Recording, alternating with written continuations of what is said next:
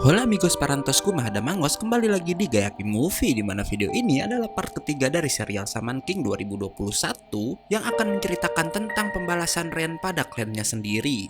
Bisakah ia mengalahkan klan Tao? Tanpa banyak basa-basi lagi, yuk kita langsung aja. Tapi sebelum mulai, harap cek dulu kuota kalian. Kalau sekarang bisa numpang wifi tetangga. Bruh.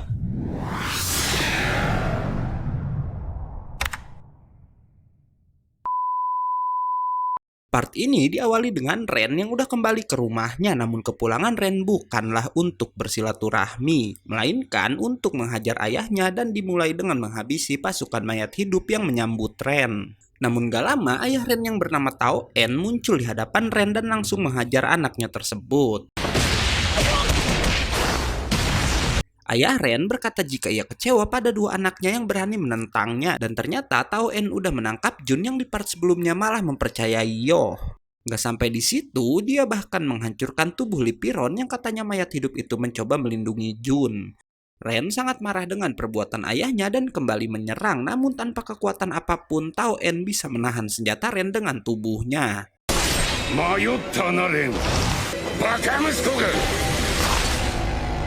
Scene lalu berpindah pada Yoh dan teman-temannya di mana mereka yang sedang berlatih didatangi Bason yang berhasil melarikan diri dari klan Tao. Bason meminta pertolongan Yoh dan yang lainnya karena katanya Ren dan juga Jun ditangkap dan dikurung di ruang bawah tanah oleh ayah mereka sendiri.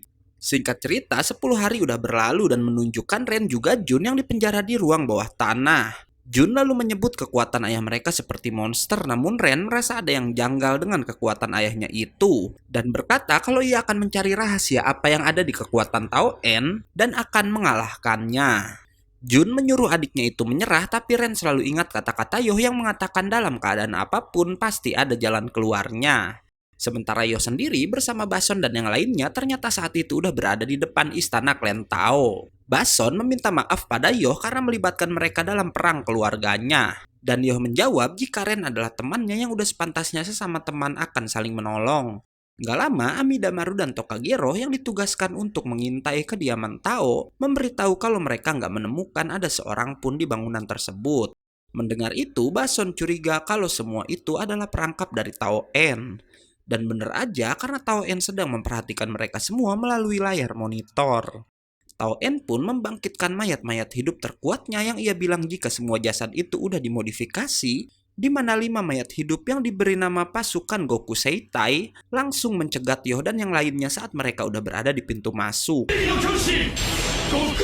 Kelimanya langsung menyerang bersamaan, beruntung Horo-Horo bisa membawa teman-temannya menggunakan papan seluncur miliknya. Salah satu Goku Seitai lalu menyerang Horo-Horo, namun si Horo-Horo sendiri bisa menunjukkan hasil latihannya di mana ia bisa membekukan mayat hidup itu, dan dengan mengubah oversoul-nya, Horo-Horo pun bisa menghancurkan makhluk tersebut. Sementara Ryu bisa mengalahkan satu makhluk lagi saat mayat hidup itu akan menyerang Horo-Horo dari belakang.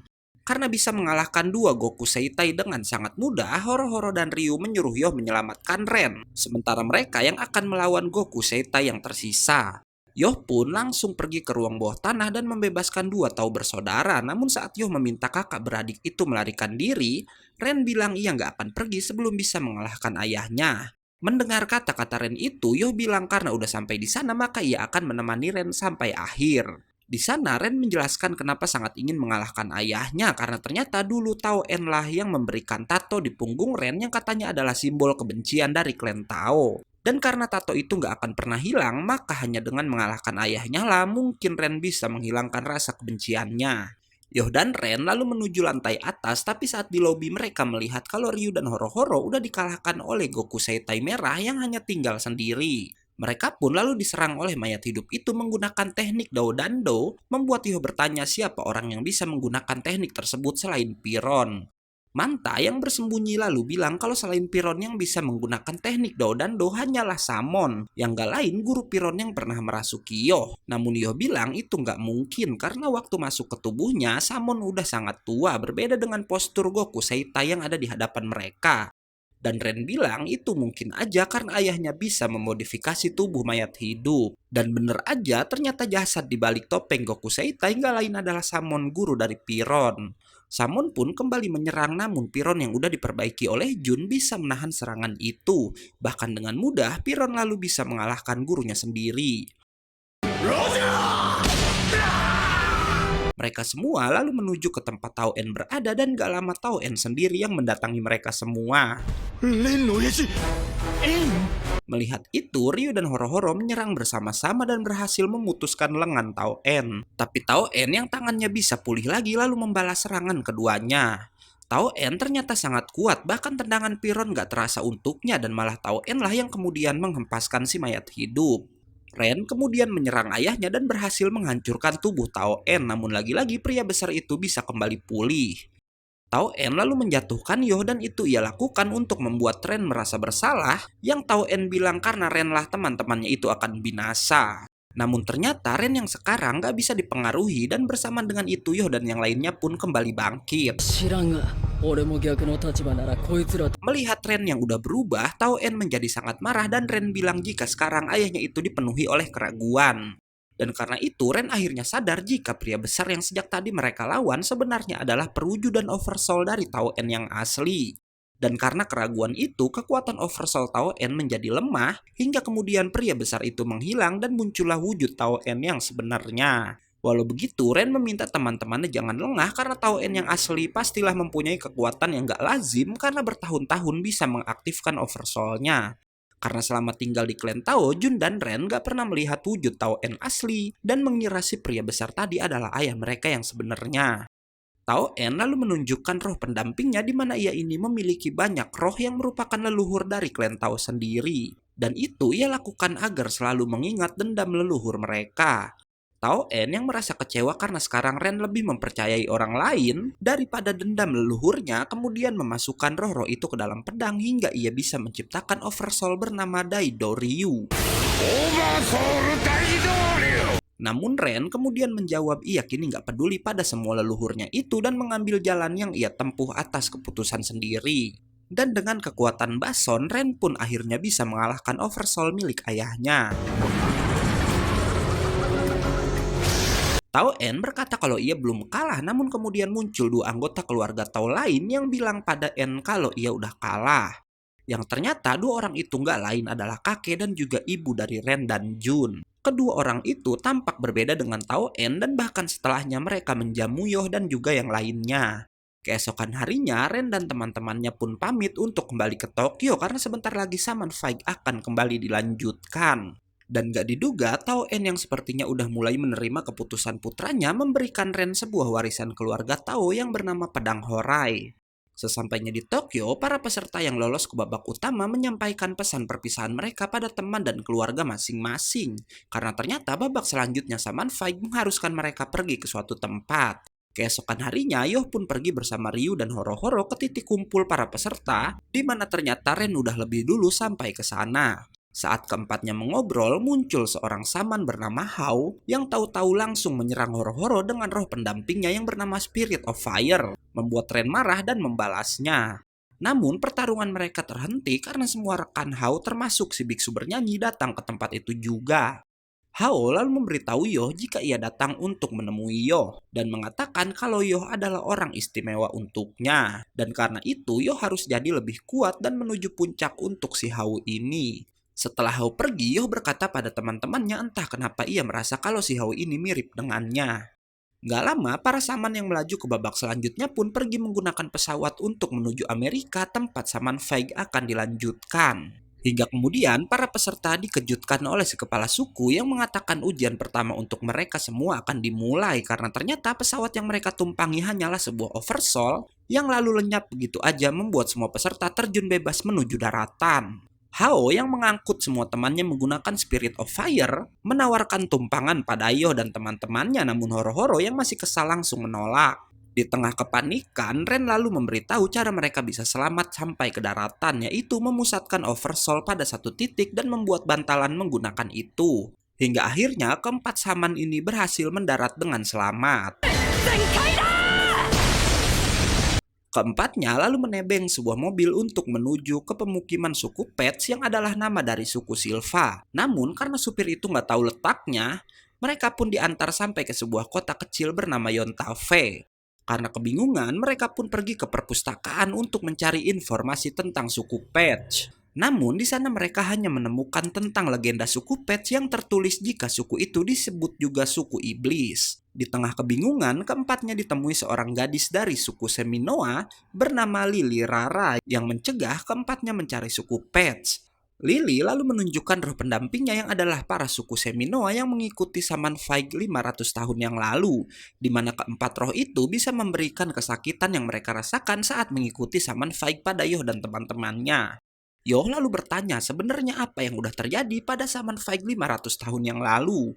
Dan mendengar itu, Lily pun menggunakan sebuah teknik yang bisa membawa Yoh dan yang lainnya melihat kenangan keempat roh suku Seminoa tersebut. Di mana saat keempat suku Seminoa itu akan mengikuti Saman Faig, mereka dijegat oleh seorang pria yang Lily bilang adalah perwujudan iblis dari suku Pets. Pria itu lalu menghabisi suku Seminoa dan terlihat jika roh pendampingnya adalah Spirit of Fire yang sekarang digunakan oleh Hao. Di sini, Lily juga memberitahu ambisi suku Pets yang sebenarnya ingin mencari Shaman King untuk menguasai dunia. Dan setelah terlahirnya sang raja, mereka akan memerintahkan sang raja bersama semua Shaman untuk membunuh umat manusia. Dan lagi, si pria yang disebut iblis tadi pernah mengatakan kalau dia akan terlahir kembali, dan mendengar itu, Yo juga teman-temannya bilang jika pria itu udah kembali terlahir sebagai Hao. Dan karena itu, Yoh meminta Lily mengizinkan mereka untuk terus ikut dalam Saman Faig sambil mencari kebenaran tentang suku Pets. Namun Lily menolak karena katanya itu semua demi kebaikan Yoh dan juga teman-temannya. Nggak lama datang 3 Saman lain yang ingin memaksa Lily menunjukkan di mana kediaman para suku Pets. Namun Horo-Horo menghajar mereka sambil berkata kalau udah begini bagaimana dia bisa menciptakan impiannya yang ingin menciptakan ladang bunga yang besar. Mendengar impian Horo-Horo, Lily pun menertawakannya dan lalu mengajak mereka bermalam di sebuah tempat. Dan ternyata karena mendengar impian Horo-Horo membuat Lily berubah pikiran, sampai esok harinya Lily pun memberitahu letak suku Pets berada, dan membiarkan Yoh juga teman-temannya melanjutkan perjalanan mereka. Dan setelah kepergian Yoh, Lily berkata ia akan menemui peserta lain dan menunjukkan kekejaman suku Pets pada 500 tahun yang lalu, agar semua Saman bisa mencegah apa yang suku Seminoa takutkan terjadi. Namun gak diduga, Hao tiba-tiba muncul. Dan di sini sambil menusuk tubuh Lily, Hao memberitahu jika 500 tahun yang lalu ia emang bereinkarnasi jadi salah satu suku Pets. Namun hanya dia sendirilah yang merupakan iblis di suku itu. Hingga kemudian Hao dengan kejamnya membakar tubuh Lily hingga tak bersisa.